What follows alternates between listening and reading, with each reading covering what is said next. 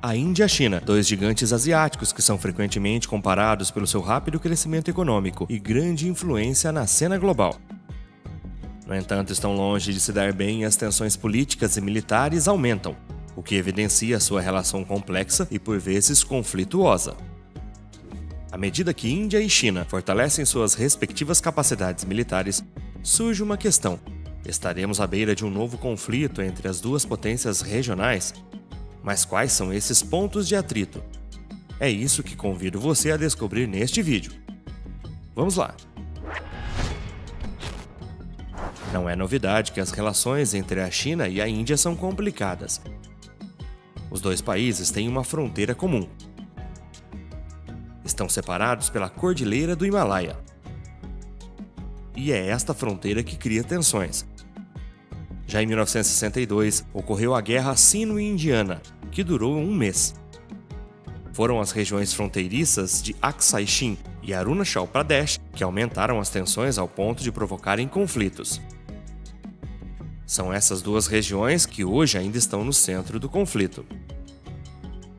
Essas regiões são áreas que a China reivindica como parte do seu território e que a Índia considera parte do estado de Assam, que lhe pertence.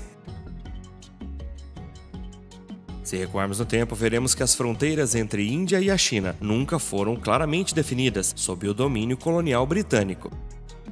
Após a independência da Índia em 1947 e o estabelecimento da República Popular da China em 1949, essas fronteiras permaneceram contestadas.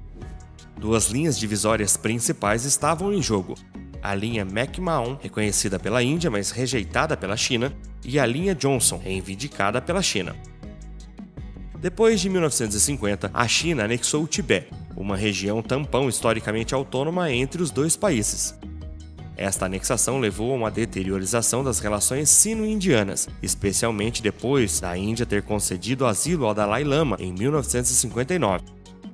Em 1957, a China construiu uma estrada através do Aksai Chin, ligando o Tibete a Xinjiang. Mas a Índia considerou esta rota como uma violação da sua soberania, porque atravessa o território que reivindica. As tensões atingiram um ponto sem retorno em 20 de outubro de 1962, quando as tropas chinesas atacaram as posições indianas ao longo da fronteira disputada. A ofensa foi rápida e devastadora para as forças indianas, que estavam mal preparadas e subequipadas. As tropas chinesas superaram rapidamente as posições indianas, assumindo o controle da região, que ainda consideram seu território. Quanto a Pradesh, os chineses também avançaram rapidamente, capturando várias cidades importantes e infligindo pesadas perdas às tropas indianas. A guerra terminou em 21 de novembro de 1962, quando a China declarou um cessar-fogo unilateral e retirou-se de algumas áreas que ocupava em Pradesh, mas manteve o controle de Aksai Chin. O conflito deixou um trauma profundo na Índia, que desde então reforçou as suas capacidades militares. O país perdeu aproximadamente 38 mil quilômetros quadrados de seu território e, atualmente, as fronteiras continuam contestadas e as tensões ressurgem periodicamente.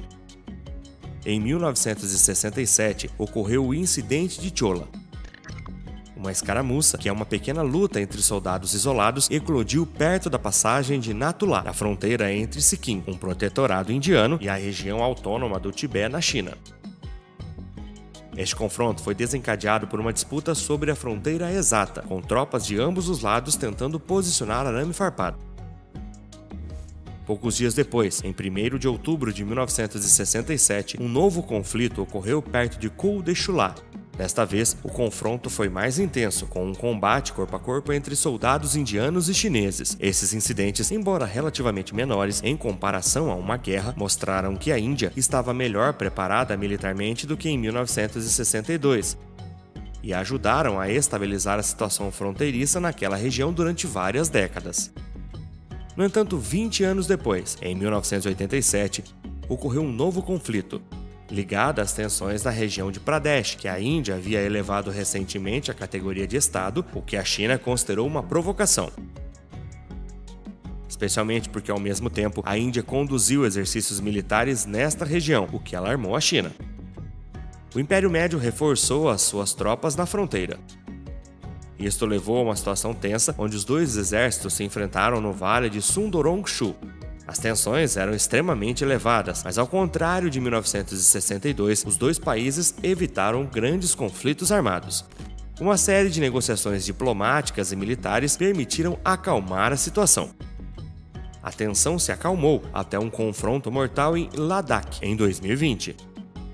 Ao contrário dos confrontos habituais, este foi particularmente brutal, porque os soldados de ambos os lados lutaram corpo a corpo sem armas de fogo, mas com paus, pedras e outras armas improvisadas.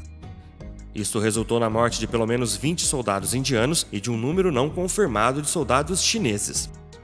Este incidente foi o mais mortal entre os dois países desde 1967, aumentando significativamente as tensões entre a Índia e a China, levando a um acúmulo de tropas de ambos os lados e a uma série de negociações militares e diplomáticas para tentar acalmar a situação. Apesar de várias conversações, a situação continua tensa e a rivalidade sino-indiana intensificou-se em várias frentes, incluindo econômica e diplomática. Além disso, as tensões e escaramuças continuam até hoje. Serge Granger, professor da Escola Política Aplicada da Universidade de Sherbrooke, explicou ao Instituto Especializado em Relações Internacionais que este tipo de conflito de muito baixa intensidade fortalece a posição interna dos países em causa. Permite reunir um apoio político mais amplo nos seus próprios países. Por exemplo, para a China, um conflito de baixa intensidade com a Índia se torna utilitário na medida em que faz com que os membros do Partido Comunista apoiem o seu líder Xi Jinping à medida que ele perde popularidade. Mas em caso de um conflito, quem teria a maior probabilidade de vencer? Vamos dar uma olhada em seus exércitos.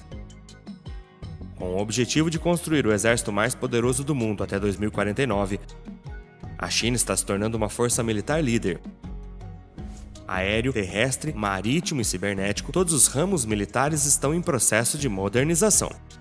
É também o primeiro em qualidade de mão de obra disponível e possui a maior frota naval do mundo com seus 370 navios. Só em 2022, as forças navais chinesas admitiram em serviço nada menos que 3 cruzadores tipo 055, pesando mais de 11 mil toneladas, armados com 112 silos verticais, bem como 3 destroyers tipo 052D Mod, pesando mais de 7 mil toneladas, armados com 64 silos cada. Há também a chegada de um porta-helicópteros tipo 075, de 40 mil toneladas, e 3 submarinos da classe Yuan, tipo 039B. As capacidades terrestres e aéreas também foram consolidadas. Por exemplo, o exército chinês é a maior força terrestre permanente do mundo, com 915 mil soldados em serviço ativo. Na Força Aérea, conta com mais de 2.800 aeronaves, das quais cerca de 2.500 são utilizadas em combate. O caça furtivo mais avançado disponível para a China é o J-20, que pretende competir com o F-22 americano. A Índia, que é o país mais populoso do mundo, aproveita esta vantagem para ser a segunda nação depois da China com o maior potencial de soldados. Quase metade da população, 653 milhões de pessoas, podem ser mobilizadas em caso de um conflito. O exército indiano é o maior componente das Forças Armadas indianas. Mas ultimamente é a Marinha Indiana que está nas manchetes, com a aquisição de novos navios e submarinos, incluindo submarinos de mísseis balísticos nucleares. O país também investe no desenvolvimento da sua tecnologia militar, mas também se moderniza.